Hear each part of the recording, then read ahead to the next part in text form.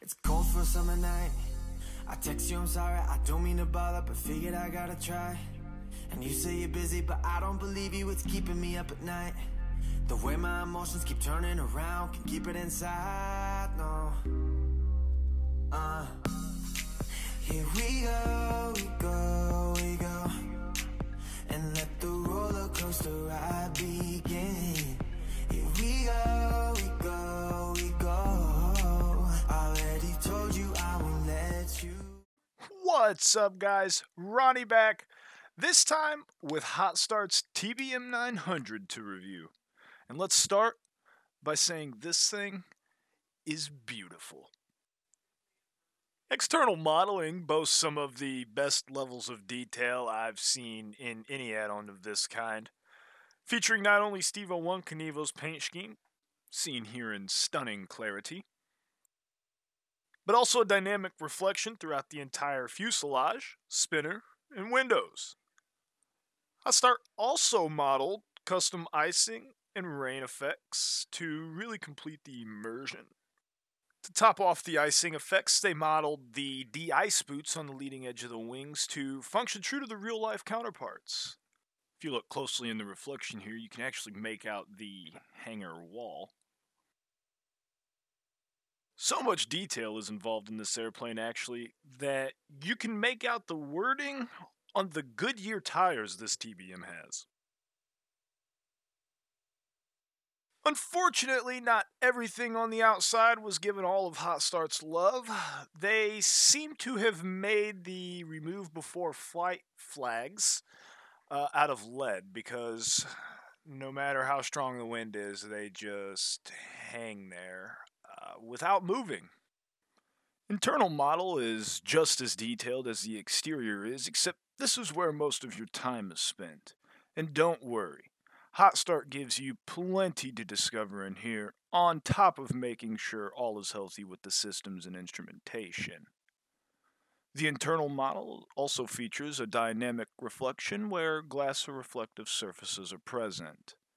This is some of the best modeling I've seen, and in the right lighting, you can really see the different materials and how they react differently to light.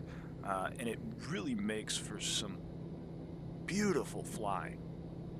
I think the way the light reflects off of the different plastics and glass in this particular panel shot was quite stunning, to be honest.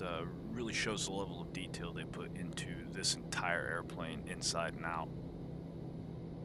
Hot Start gives you plenty to do around the cabin while cruising or on the ground waiting for takeoff, such as the rear tray table, armrests. You can also adjust any and all of the window shades.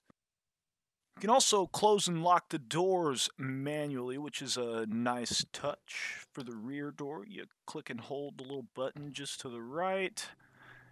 When it shuts all the way, just click the handle and that's what locks it. Overall, the modeling Hot Start did is superb. How did they do with the features and systems, you might ask? Well, to answer that, first let's talk about the documentation that's included with this airplane. One is a quick start guide that does just that, provides you a quick overview of what you have. By the end of this document, they actually point you to the real-life TBM pilot's manual to refer to for more information on the systems involved. The other is a UI guide, a 25-page guide that provides you with information on all the extras they have added on top of the simulation of systems within the aircraft. You'll find info in here on various components that can go wrong within your maintenance hangars, as well as the airframe manager information, loadout details, customizing your registration and more. Once you've read through these documents, though, you're ready to get into the sim and admire the beauty that Hot Start has brought before us. Given the level of simulation Hot Start put into this aircraft, I was a bit intimidated at first to start this beast. It's not as bad as one would think, though. Just monitor the motoring and make sure no limits are crossed, and you'll be fine. For this review video, I'm going to go ahead and demonstrate a quick battery start sequence. The start sequence and how Hot Start modeled a very unique throttle management system makes startup and shutdown one of the more exciting bits I found when it came to flying this beautiful aircraft. To provide power is easy. Click and drag the crash bar and move your generator and battery switch to their respective positions. Everything will begin to power up. Once everything is on and all of your oral warnings have come back okay, you're ready to get the airplane prepped for engine start. You're going to want to get your lights on. You're also going to want to turn on your auxiliary boost pump switch. Make sure the CAS message comes on. And then you engage the starter for 2 seconds.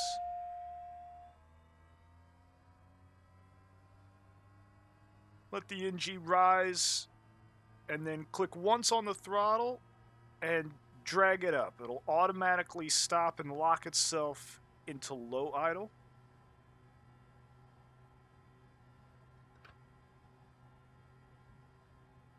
From here, we're going to want to monitor the systems to make sure we don't have a hot start or hung start. Once we know the start is good, we'll do the same thing. Click the throttles once, drag them up into high idle, and that is a very simple start to a rather complex aircraft.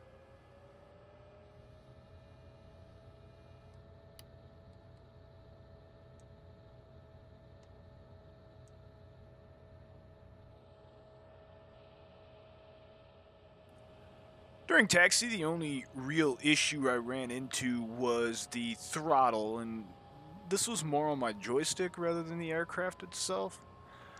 It also wasn't a detrimental issue, I just kept touching the reverse thrust when trying to get the lowest taxi power setting possible.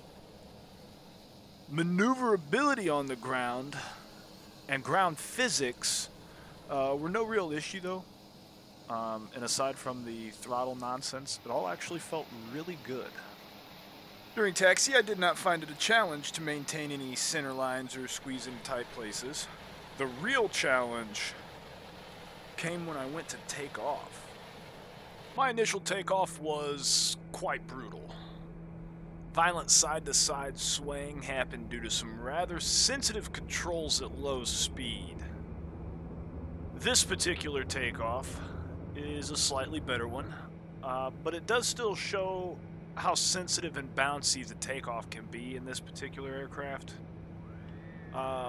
Once the speed increases, the controls begin to feel extremely smooth, extremely manageable, and everything starts to really smoothen out.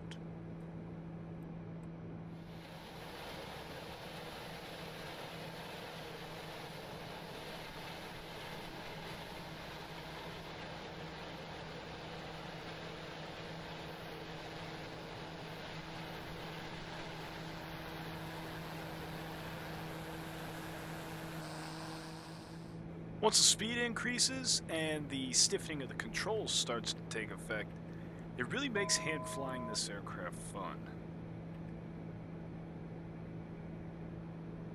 Now, because of the power output of this aircraft, it isn't necessarily my first choice when it comes to sightseeing, but I have done it. Although most of my flights are done up in the flight levels, hand flying this aircraft at low altitudes is quite fun. Now, when I say it isn't my first choice for sightseeing, that is mainly down to this aircraft's sheer speed. It's kind of hard to do sightseeing when you're doing 200 knots plus. That doesn't mean this aircraft is impractical though. Here, I was doing some sightseeing by hand around Nantucket Airport, and I came across a small little dirt strip down here. Take a watch and see what happens next. You're going to find out here real soon the sophisticated systems didn't like this very much, but in the Real Pilot's Operating Handbook, it does specify that you can soft field land this aircraft, so I decided to give it a shot. Pull up, pull up, pull up, pull up. Airspeed. Pull up. Too low, terrain. Sink rate, sink rate. Not sure why he was freaking out. That was a greaser in my book. A little to the right, but smooth nonetheless. For $64.95 US, you get a stunning looking model as well as a very high level of simulation in all of the systems of a TBM 900, with the exception of some minor ones such as crew music. With 9 liveries to choose from, including Steve-01 Knievo's paint scheme, I bet there's a color for you. Hot Start did an amazing job with the level of detail they brought to the table, and I only hope this aircraft sets the standard for what's to come from Hot Start. In regards to performance, if I left out the major weather and clouds factor, I had no issues of running this aircraft. In weather, whether it be rain, overcast, what have you, I averaged 30 FPS. Overall, very well optimized, and not too performance impacting. I did a lot of my testing around Orbx's Nantucket airport scenery, also with no real performance issues here either. The overall package, lead pitot covers included, is very well made. It has a great model, amazing sounds, superb attention to detail. Some of the other features I didn't have time to show off to keep things timely are the synthetic vision system that shipped with this aircraft, which I only found to work 100% at the larger Class Bravo airports, and fully functioning radar. I did also notice the MFD hung up and stuttered a bit when zooming out past 150 nautical miles, but that wasn't really deal-breaking for me, just something to note as I flew along.